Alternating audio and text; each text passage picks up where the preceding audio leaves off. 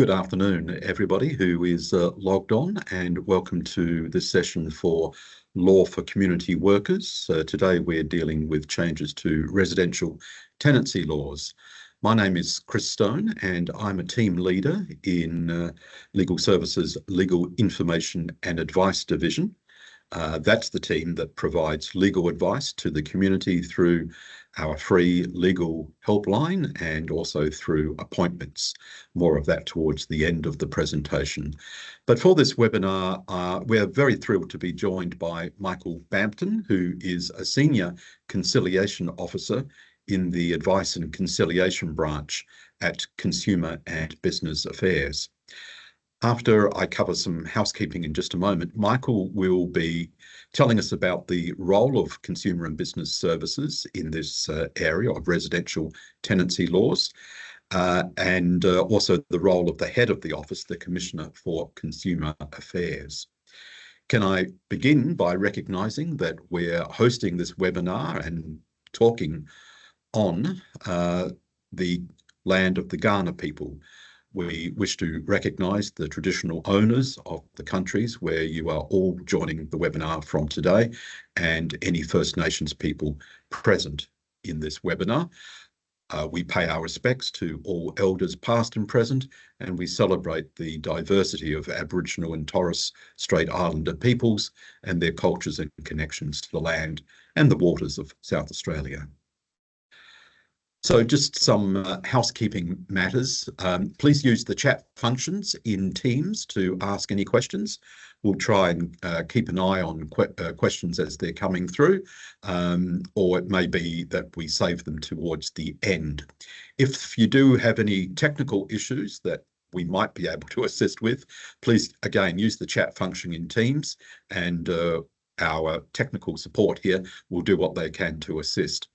If you do need a certificate to prove that you've attended this webinar, please email cle@lsc.sa.gov.au, and that will be available to you on request. Okay, so in today's presentation, in today's webinar, we'll be giving you an overview of this year's changes to the private residential tenancy laws. This now includes tenancies for granny flats, which is an area that I know we get inquiries about from time to time. We're not going to be able to cover every single change in detail. We will cover most of the key changes that are now in place. Do bear in mind that the changes we're discussing do not all apply in the same way to housing trust tenancies or to community housing. Some provisions do not apply at all, or there are exceptions to them. So there are differences here and there. There are also some differences and sometimes similarities for rooming houses and residential park tenancies. We're also going to look at the end at some case studies, time permitting, to help us understand those changes. And at the end, we'll talk about the role of legal services and where you can get further help with any problems that may arise. So let's begin with what is the role of Consumer and Business Services and the Commissioner for Consumer Affairs. And I'm going to, at this stage, hand over to Michael to go into that. Thank you, Chris. Thank you very much. Good afternoon, everyone. Great that you've all been able to attend today. That's fantastic.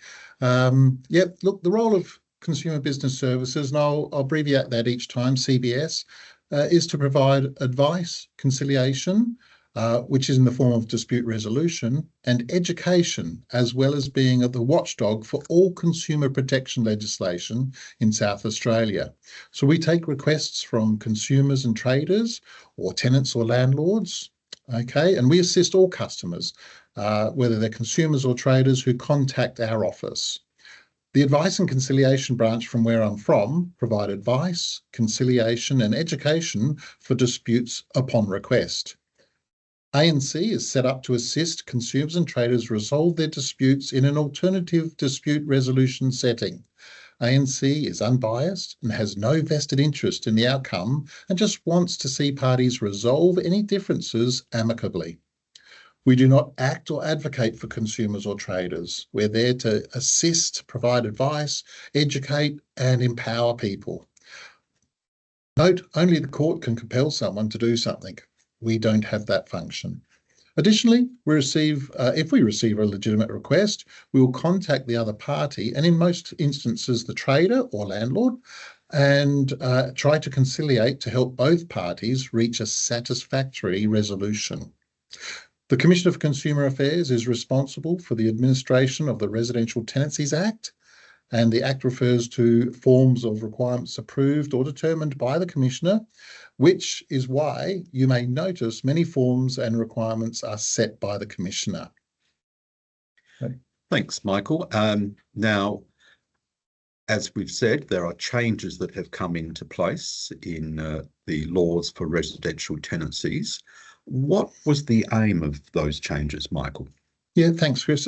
So with all legislation, from time to time, we need to review, update, amend, change to modernise South Australia's renting laws to bring into line and ensure the right balance between the rights and responsibilities of landlords and tenants. And those changes have come in stages, haven't they? Absolutely. So, of course, we've looked at what the immediate priorities were, and what we found was a change in the bond system amount.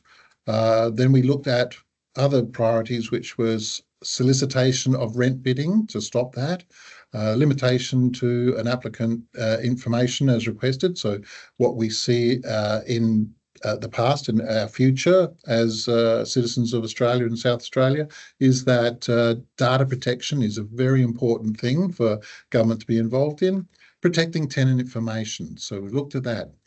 The changes occurred and we brought in our phase one, tougher penalties. They've in fact gone up 5-fold, okay, from what used to be.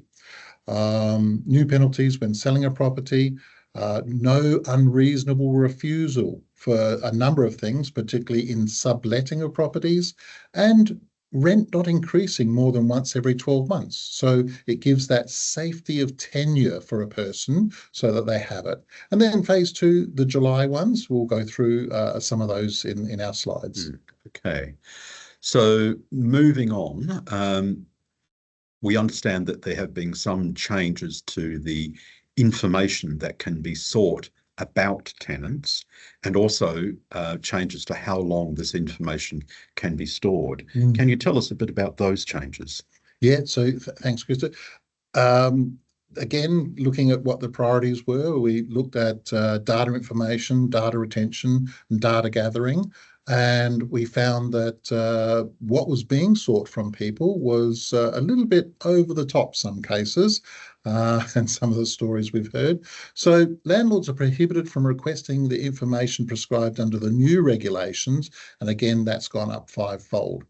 A tenant cannot be asked for or required to provide more than 2 documents that verify their identity, relate to the ability to pay rent, or relate to the suitability of that tenant. In fact, landlords cannot ask for previous tenancy dispute history, financial statements, unless that financial document has been redacted. And if it hasn't, they're not even allowed to look at it. They're supposed to put it back in the envelope and send it back, or destroy it immediately.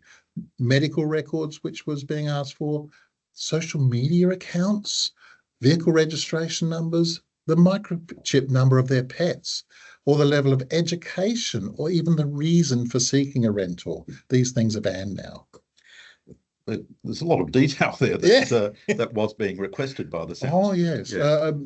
That people wanted passports, Medicare numbers, all sorts of information that once given, you don't know what's going to happen to it. And there was no caveats or knowledge of how that was going to be used, stored, or even protected.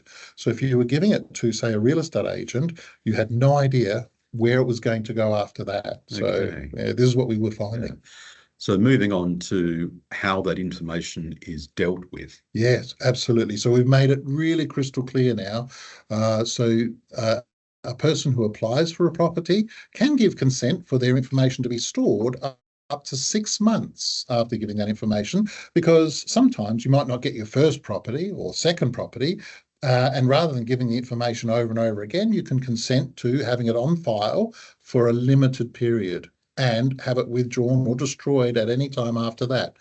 If you're an unsuccessful tenant and without consent, it must be destroyed by the person who took it or the company that took it within 30 days. And if I'm successful, then I can it can be destroyed after 3 years at the end of the tenancy. Okay. And again, we need to know, and that's always a good question for anyone to ask, where does my information get stored? What protections do you have for my information? What happens if it's then devolved to somewhere else? Also, we've changed the abandoned property timeframes from 28 days down to 7 days. Things can be disposed of. So that's good for the landlords. Okay. Michael, I've seen it's been dealt with by Juliet. There was a question about when these changes to prohibited information came in. Yep. Those rules are in force, absolutely, as I understand it, as from 1st of July this year. Correct. Absolutely, okay. Yes. Good-o. Let's move on. So there are some things that need to be sorted out and ticked off the to-do list at the beginning of a tenancy. So, for example, the payment of a bond and rent in advance, as well as inspections relating to the condition of the premises. So, Michael, have there been some changes in this space? Absolutely. So, with these changes comes absolute clarity. So all the changes bring a really clear understanding of when and how to do things. So at the commencement of a tenancy, when we're looking at formulating that contract between the parties, certain things have to be done and signed off. So the landlord's responsibility is to make sure that they tick the box and make sure it happens. So, and that, as you said, includes the tenancy agreement, must be ticked off, can lodge their own bonds now. Tenants can lodge their own bonds instead of giving it to the landlord to then transfer to the commissioner. Each tenant under the agreement must now be given an ingoing inspection sheet. So previously, as jointly and severally liable tenants were as if one person, you now can have to give it to all of them instead of one. And the landlord, and this is a really important one, big changes in making sure that the rented premises comply with minimum standards prior to entry. So the law before had to be clean and reasonable prior to entry. Now it has to be clean and reasonable and with minimum standards prior to entry. So if I've got a property as a landlord that's a little bit run down, a little bit ramshackle, I'm actually not allowed to rent that out until I fix it up, and not on a lick and a promise either. It has to be ready. Yeah.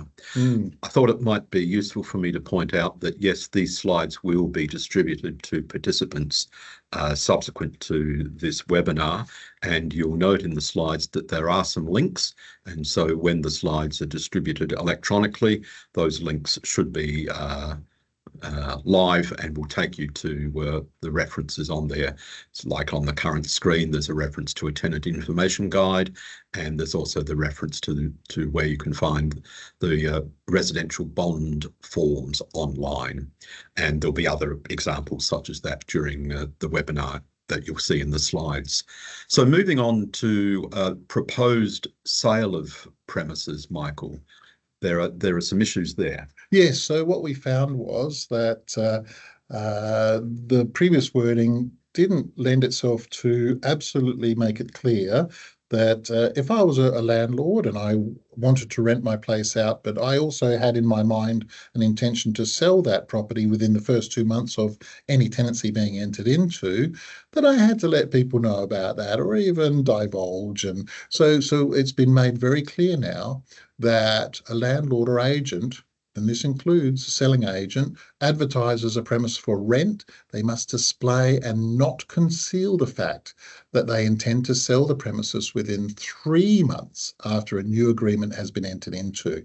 So it makes it a lot easier now for a tenant to exit the property if, in fact, this is not divulged or brought to the attention prior to commencement or signing the contract. So it's really important change that landlords and agents have to abide by. Thank you, Michael.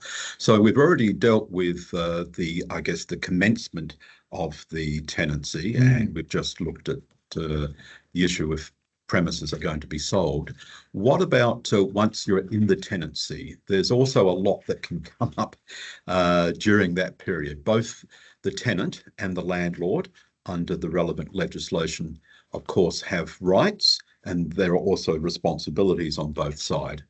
A tenant might need to make some minor changes to the premises, for example, or some changes to the agreement about the use of the premises. Can you tell us about some of the changes in that regard, Michael? Yeah. So these are some of the groundbreaking changes that are really assisting vulnerable persons, persons that need assistance, and tenants in general. It also helps landlords as well. Okay, so a landlord, and this has been happening since the 70s, agents have been taking photographs of property without really getting consent, of taking media images or images of a person's personal property. That's now been banned, and you need written consent prior to even taking a picture. So it's a real big one. And it's been happening for, well, as I said, 50 years. Inspections are now limited to 4 per year instead of up to 12 per year. And you have to work out how you space those out. A landlord must not unreasonably withhold their consent for minor alterations and additions to a premises. And these are, again, this law is all about communication. So as long as the tenant and the landlord discuss it and they work it out together, then a landlord is not allowed to unreasonably withhold consent. And this comes down to possible handrails or assistance infrastructure that helps a person. And if in doubt, it can always be sorted out through the tribunal. Vulnerable people can now change locks and provide the landlord a key. And we do ask that the vulnerable person, depending on a timing, because there's always timing involved in these things, has to have some sort of evidence, okay, before they go ahead with that process. They've got to be able to say in their mind, before I take this action, can I justify this action in front of the member of the tribunal? If they can, and it's justifiable, then you'd proceed, and with evidence. If you can't say in your mind 100% that, maybe they won't agree with me, it's about that discussion and communication and talking, and that's what we want to see. Before we move forward into the next subject, Michael, I might deal with a couple of questions absolutely on the chat facility, chat function, on the issue of the information or restrictions on information that needs to be supplied, or information which can be asked for. And so somebody has asked, is there an agency or anybody outreaching or working with the agents to ensure that they know their responsibilities or have falling into line? Yes. So in other words, someone's also on a similar tack is asking, is it proactive or is it reactive? Well, it's a tricky one. Yeah, absolutely. Look, I wasn't involved in the first 4 processes of the changes. So I've only come in now to do the training, so I can't answer that one. I'm sorry, but to put those two together, it's our agency, Consumer Business Services, CBS, that is working closely with the real estate industry and private landlords, the Landlords Association and such, and they've had quite extensive training already with their information teacher. He was brilliant. Okay, so they've gone through all that. There was a slight moratorium of time that the Commissioner gave the industry to get in gear their changes. So it was widely advertised and worked out with the real estate industry. So and it's our agency still. So even those that weren't involved in that initial learning or change stage, we're here now and we're here to help. So, so there has been work done to inform and hopefully educate the certainly agents and landlords. And if there are agents or landlords still requiring or asking for information that goes beyond, then a complaint can be brought to CBS. Or request. Yeah, absolutely. Sure. Yeah. Okay. Let's move on to the next subject, and the issue of pets in tenancies. This is something that gets a lot of people interested, absolutely, and in some cases very passionate. And there have been some changes in that regard, haven't there? Oh, absolutely. Yes. So again, if it's an exempt animal, well, of course, that's a given. That's going to happen. If a tenant would like to have a pet in a rented premises, they can request the landlord's approval. It must be done in writing. And we also have an example of, if you would like to do a resume for your pet, we've got examples on the CBS website for that to happen. And a landlord must reply in writing within 14 days of receiving that application, stating the approval with conditions, or even the refusal and reasons for refusal. We'll go through those in a minute. If they do not do this, then it's an automatic application and goes through. Otherwise, approved by default. The landlord cannot impose any sort of payment incentive, or now what they used to call a pet bond, which was a collateral agreement to your residential tenancy agreement. Now can't even ask for that. Okay.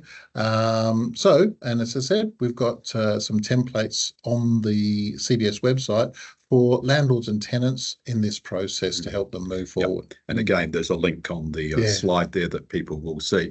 But there are limits, aren't there? So there are grounds on which a pet can be refused. Absolutely. So pets exceed the reasonable number. Look, if I'm in a residential premises in suburbia, most local councils, it's governed by bylaws and government regulation, that if I've got more than 2 pets, I've got to get special permission in any event if I was a homeowner, and all these sorts of things. So if it exceeds the reasonable number, you can't do it. So if I've got 10 dogs, I'm going to be in trouble unless I go into a rural property.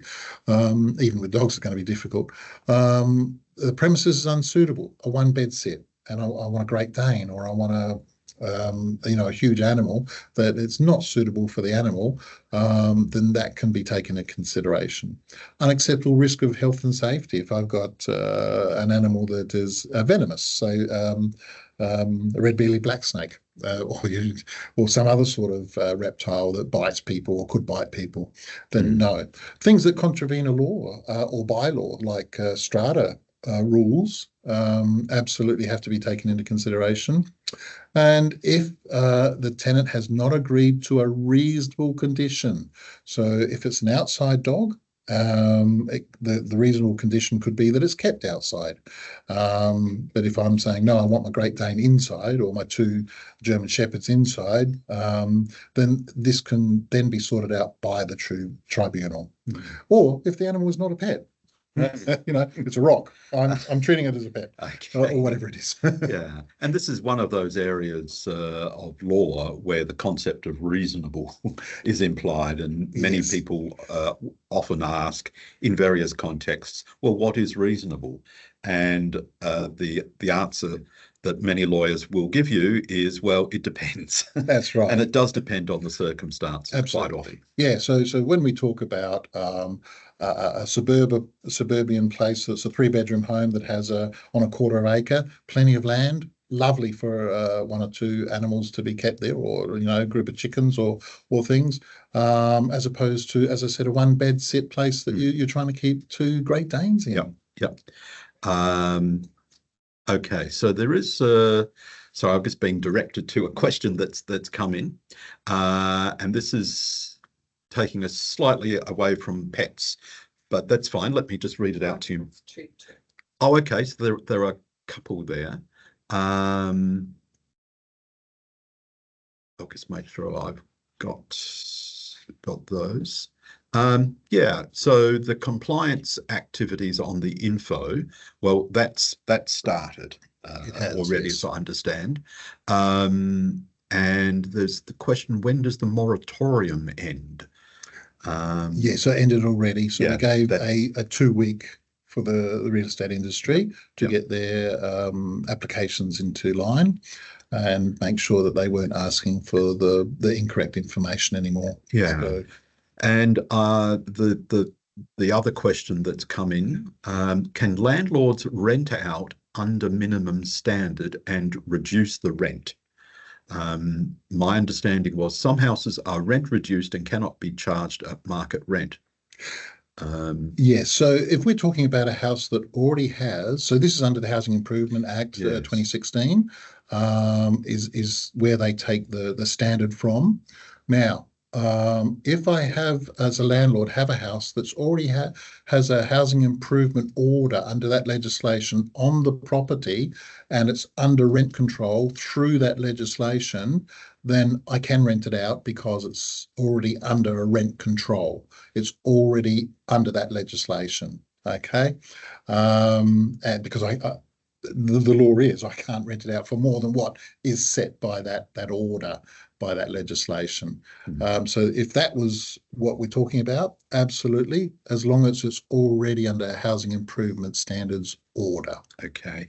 And the same person asked a second question, is asking to have carpet cleaned yearly at the tenant's expense reasonable if the tenant has pets? Yes. So as part of a condition of the contract, it is quite reasonable to expect that you put in there in your contract, and we're not by any way wanting you to Consumer Business Services telling you what to put in a contract, but you can put in cleaning where a pet is concerned. You can't specify by XYZ company or professional cleaning, just that carpet cleaning can take place. So again, clean and reasonable under that section of legislation. Yeah. So yeah, twice a year probably is reasonable. Well, perhaps every month, maybe not. Exactly Yeah, right. okay. So it's a balancing act, always, Absolutely. isn't it? Yeah. Yeah. We've been asked, and I'm not sure that either of us can answer this, how many South Australian strata titles change their rules in relation to pets? Oh, I suspect it's impossible to know that. yeah, I don't have any data on that. No, I'm sorry. no. It's certainly an issue we get inquiries about here at Legal Services, but we don't have access to the individual rules of every strata corporation in the state, and so it has to be dealt with on a case-by-case basis. Yeah, so everything is by negotiation. So if I'm a tenant entering into a strata complex, I get the strata rules up front, so I know what questions I can and can't ask. If it's consideration of no pets, but I know that a strata member in that complex does have pets, then there may be a precedent that I can then say, well, number one has a pet. Why can't I have a pet? Yeah. And so there's nothing beyond the realms of negotiation. Yeah. And one aspect of that is doing your research. Oh, yeah, absolutely. So if you are buying into a strata corporation, do your research, read the rules, and ask questions. Oh, absolutely. Yes. Yeah. Okay. Let's move on to the next topic, and excessive and electronic rent payments, and there's been a couple of changes there. Oh, absolutely. So we've identified again that there have been some excessive increases in rent due to our world experiences over the last few years. Now, a tenant may apply to SACAT and declare that the rent is excessive within 90 days of receiving their notice. Okay. What we advise people to do is, as soon as you get your notice of intent to increase, always go back and discuss. So this law is all about communication. So it really is, hey, oh, wow, $250 a week. I think I'm going to go back and talk about that.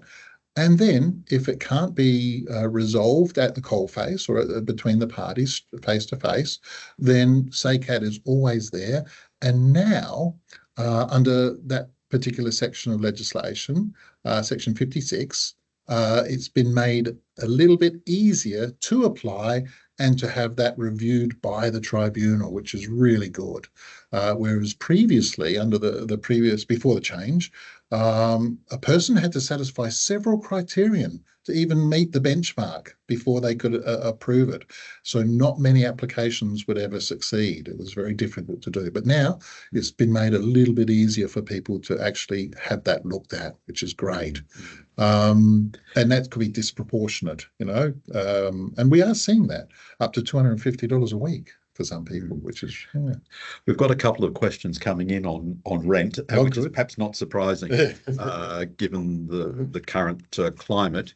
There is a question about, is there a formula to determine whether a rent increase is excessive? So part of the criterion under section 56 that a person had to satisfy was the outgoings of a landlord, the median ratio of rent for the same or similar properties in that area. So let's just pick the Adelaide as an area, so the CBD. So we would look at the same or similar properties together that are being marketed for rent, and if they were, let's say, $500 a week, but you're being asked to pay $1,000 a week, okay, well then that might not be fair and reasonable, or it might be disproportionate. So those things is what they look as a formula. There's no mathematical formula other than people generally say, oh, 10% of what the property is worth. Well, we know that seemed to have gone, again, over the last few years, a little bit haywire. Yes. So not an easy one to use. Yeah, so. Okay, now there's a couple more questions on the rent issue. This one is really asking about the intent of the legislator, so I'm not sure whether we can answer that, but was there any consideration of including a cap on rent increases, percentage or amount, as part of the changes, or is this being considered in the future or for the future? Yeah, well, again, we can't answer that for the legislators, but look, it was tabled, it was put as a suggestion. In fact, I may have even put it as a suggestion. But yeah, so whether it's going to be considered in the future or not, all things are on the table, all things are always reviewed and looked at. And this is why we've changed the laws today, to bring in line with the modern standards of what it is.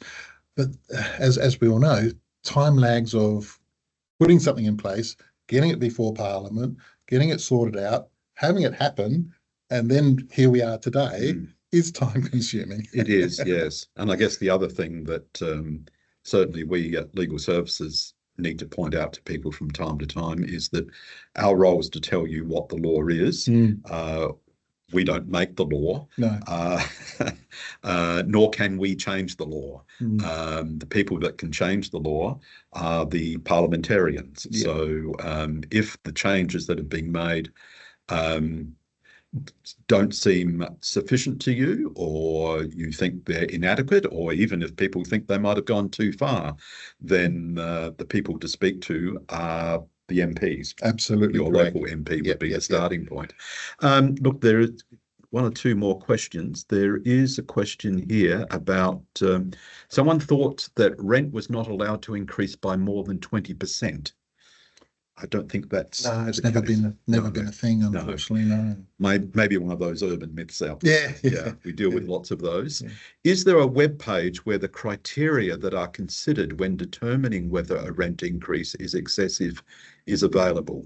Yes. So we can all look up laws. So you just go to legislation.sa.gov.au for South Australian legislation, and it'll give you an easy to understand website for all South Australian laws. R for residential tenancies, straight to residential tenancies, and you can scroll down to section 56, okay, increase of rent, and it's all set out there. So that criteria I was talking about before are just straight out of the legislation. Okay. Yeah. One of the problems that certainly used to be an issue for people looking up the legislation themselves was the language of legislation. Do you think that's better than it used to be? So I came into to work for CBS at the inception of this legislation. So in 1995, I was there. Yep. And this was one of the first pieces of law for South Australia that was a really easy to read and understand piece of law going through Parliament. So back in the 90s, it was decided that we wouldn't have the party, the first part, moving to the second part of the third party or the second, fourth part. So all that sort of language that you might have seen previously in law was then starting to change. And this was one of the first pieces of law that was really easy to read and understand. So this one, as I said, all about communication, all about ease of understanding. Excellent. There's also a link that Paul from Legal Services, Paul O'Connor, thank you, has put in the chat column. There's a link to a summary of the considerations, so that I think is a useful summary. I think it's a link connected with SACAT. They have a lot of very useful information sheets on their website. Yeah, absolutely. Okay, let's move along to the next topic because we've got a lot to get through. Moving to the end of a tenancy. Yeah. So they can come to an end for a range of reasons, but a significant change since the 1st of July, however, has been the removal of the ability of a landlord to terminate a tenancy without a prescribed reason, without particular reasons being given. And this might prevent some tenants at least from having to move on from tenancy to tenancy just because the landlord has terminated without giving any reason. Michael, can you tell us a bit about these changes? And there are some new timeframes that apply as well. Absolutely, yes, thank you. So it was certainly with the times that we have today recognised that there has to be some sort of measure in place to allow for a more fairer, balanced understanding of how things can come to an end. As we knew, a contract would come to an end and it would finish, and that would be the end of a contract. Now, a landlord must give notice with prescribed grounds or reasons, okay, and they have to be reasonable. And they're quite well set out in the changes. Bringing in line with continuing tenancies, they've now made it from 28 days to 60 days, which brings it in line with notice to increase rent as well. So that can all be married together really nice and tightly. So that's really good. If a tenant does get their notice to move out in that case, they can now give 7 days written notice, not a prescribed form, but just in writing, and they can move on quite quickly. So this was determined and decided because of the housing situation where a lot of people are finding it difficult from transitioning or moving from one to another, so that they can have a little bit of ease of doing so. So this was really good. So just to clarify that, Michael, so if a landlord has given 60 days notice that they're not going to renew the fixed term tenancy, the tenant can then say, I'm going to leave before the end of the tenancy, and only needs to give 7 days notice of that. Correct. Okay. Yes. And that will bring to an end their obligations. Absolutely. Okay. Yeah. Good-o. That's quite a change. Yeah. Okay. Now, the issue of the prescribed reasons, that has changed somewhat as well. Yeah. So a prescribed reason now needed when giving notice for not renewing a fixed term tenancy, okay, of a fixed term, or terminating a periodic tenancy. And those reasons for a termination of fixed term tenancies are essentially the same as reasons to terminate on a periodic tenancy basis. So what we used to have for an open-ended contract periodic, where a landlord could give notice for, and that'll be on the next slide, so we could probably shoot to that one. Yeah, sure. Yeah. Demolition, repairs and renovations, occupation for themselves, spouse or family member, or they've entered into a contract for sale. All right. So these are the prescribed reasons that can be given to possession now, but there are also additional ones. So we move to the next slide as well. Just before we go to that, so if a landlord says, I need possession of the premises, Mhm. I'm giving notice. Mhm. On this basis, I'm going to demolish the premises. I'm going to undertake renovations, or I want a member of my family to live in there. Yep. And notice is given. The landlord can't then turn around and, in effect, change their mind No, and re-let the premises for 6 months. for 6 months. But if I do change my mind, then I'm allowed to apply to SACAT with that reason for changing my mind. So I can put my matter to the tribunal and put my hat in the ring and say, well, this is the reason for that as well. So if circumstances do change, then that is possible. Yes, so a landlord might have had plans to demolish or renovate, but there may be practical and real reasons why those plans.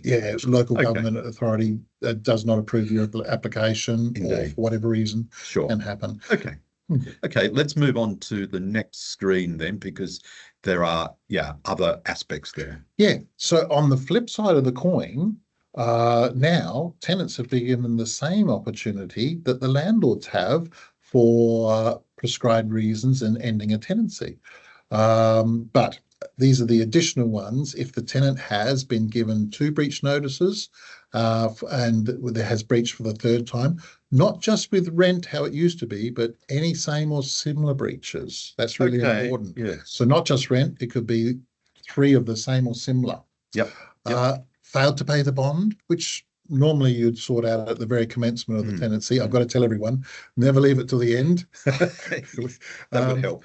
Kept a pet without authorization. Even if I had a pet in an ongoing tenancy today, I'd still be advised to make my application and get it in writing so that I'm securing that information and I've got written documentation that allows for it to happen. I would be doing that.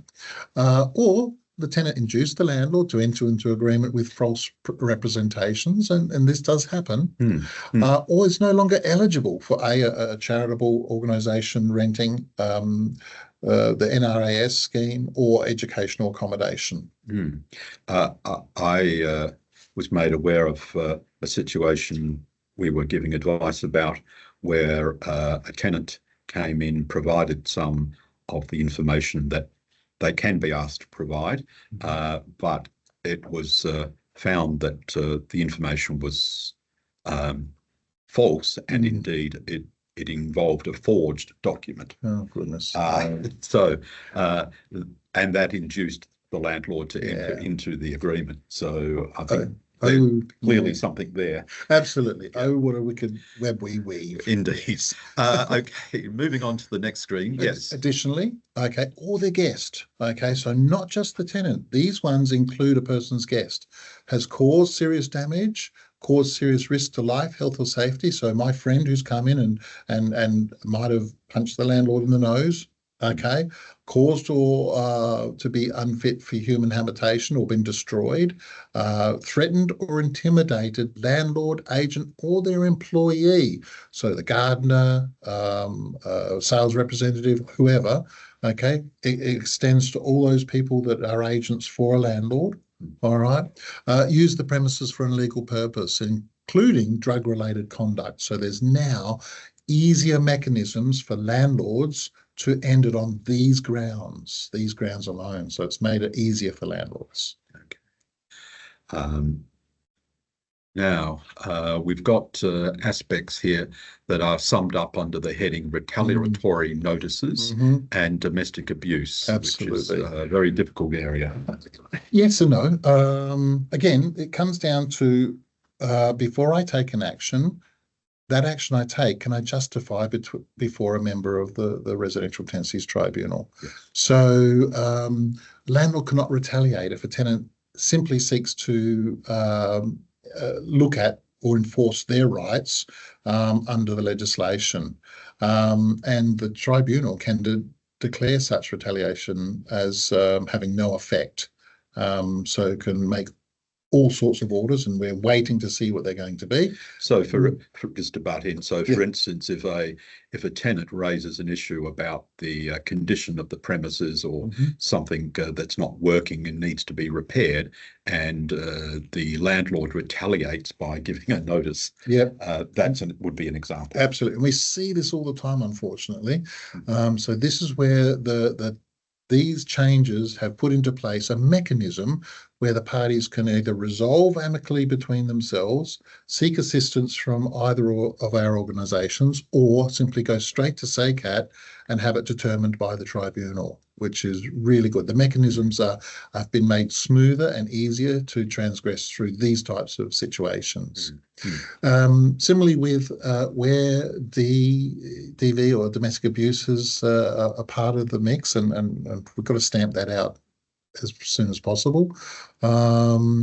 If a landlord gives a tenant a notice of termination where there's been subjected to domestic abuse, again, it's now easier to apply to the tribunal to look at the circumstances and have a determination made, whether that's valid or not valid. We might come back later to mention how legal services or part of legal services sometimes can assist domestic abuse victims in such circumstances. I'm just looking at a question here, Michael. What protections exist around breach notices so that they are not misused? I'm thinking about the types of situations where discrimination might arise against tenants with disability or mental ill health. And the questioner is saying, is there a limit, for example, how frequently they can be used, or how much time people have to respond? Absolutely. So again, the whole system has been made a lot easier to work through. First is to, when I get something, to talk to the other party who's given it to me. I try and clarify and confirm what it really means, or its intention is.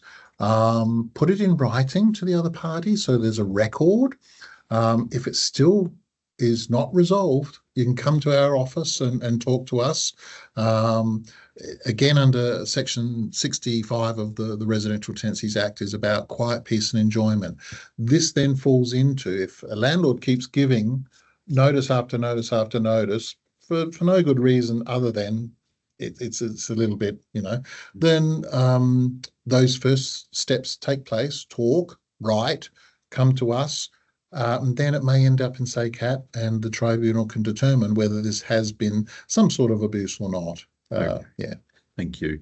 Let's move on to the issue of termination by a tenant. Yes. Because tenants can now seek termination on certain grounds. Absolutely. So this is what I alluded to before. Tenants can now, on the flip side of the coin, do the same thing where a landlord has committed successive breaches and third strike. Same or similar, not different things. Okay. The condition of the rented premises has not been maintained or kept to the standards under the Housing Improvement Act. The tenant needs to move to aged, palliative or special care, or even crisis accommodation when we talk about DV and the like, or has been offered and accepted by the South Australian Housing Trust or Community Housing Organisation. It's now easier to end a tenancy without too much trouble. And of course, domestic abuse with accompanied evidence. Yeah. And there's reference on the screen there to a tenancy terminating 30 days following the death of a sole tenant. So 79G used to be the tenancy terminated upon death of a tenant where they didn't leave anyone in the property, so they were sole tenant. Now, there's a 30-day limit where the executor or family have got 30 days to sort the affairs out, and that can be reduced by the negotiations between the parties or accompanying notices by other parties to bring that on. So it now, instead of it is absolutely final upon death, it's now that 30-day gap of being able to sort the affairs out. That sounds a very good idea. Yeah. Yes. Okay. So at the end of the tenancy, there is the issue of bonds. Yes. That can arise, and the bonds being paid out. And so what can you say about that, Michael? Yeah, so this is another great change where, as I said at the beginning, a tenant can now pay to the Commissioner's Office or CBS the bond direct. Okay, and the Commissioner has a responsibility to then tell the landlord, hey, we've got the bond, it's all good. Okay, and also shared payouts. Previously, the Commissioner could not split a bond. So if we had a bond of $500 and there were two tenants, the Commissioner would have to give 250 to each person, or depending on how many tenants there were. Now, the tenants can make applications, say, hey, yes, I'm in a tenancy with Chris, but Chris paid $400 and I paid $100. So Michael wants to get $100, but Chris wants to get $400. The Commissioner, on agreement from Chris and Michael, can now do it in that means, which is really good. Okay. The other thing is the time frame. It's been made a little bit tighter for landlords, but it's a really important thing to do. The landlord must dispute any payment of bond within 14 days. Okay, so it's really important that they get their invoices and what they're wanting to be paid to the Commissioner as quickly as possible. Yeah. Excellent. Thank you. I think we're doing okay on time, so we're going to look at some case studies, which will take us through some of the issues that we've gone through, and how the laws might apply in the context of each case study. So in the first one, a client or a community member has had some negative experiences in the past with private landlords. There's probably many people in that category. They've been offered a new tenancy with the private landlord, but they're finding it hard to trust that they will get the bond back. And that's what we're just discussing, if rightfully theirs. What could they do to help ensure that the bond is dealt with appropriately? Absolutely. So, and look, these are true cases. We get these on our phones almost daily. So it's not beyond the realms of this actually happening. Certainly now, you can pay it straight to the Commissioner's office. Once the Commissioner has your money, it's your money. It always belongs to the tenant. And it's the tenant's responsibility to retrieve it at the conclusion. And sometimes our scenarios like this one, where the tenants had some private landlords in the past who have kept the bond, it's always ended up at the tribunal. So the tribunal's then made a determination. The best advice is, it's your money, your responsibility. When that contract ends, you come and get your money. The Commissioner holds it for you.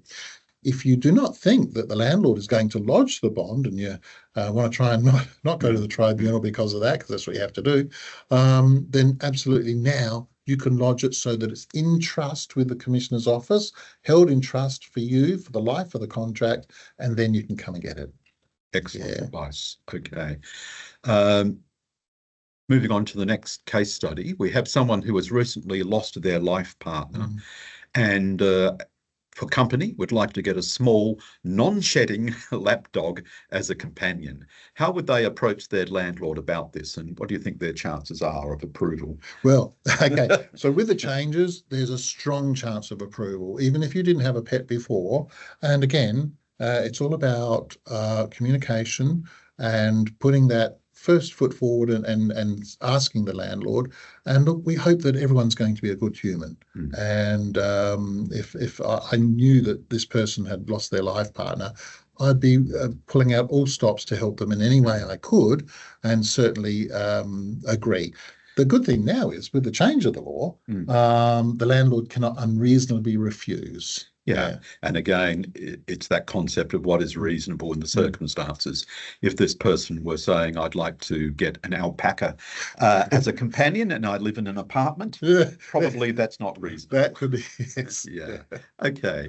And I think this is the last case study. Someone has been moved from tenancy to tenancy due to landlords selling up. Can this keep happening?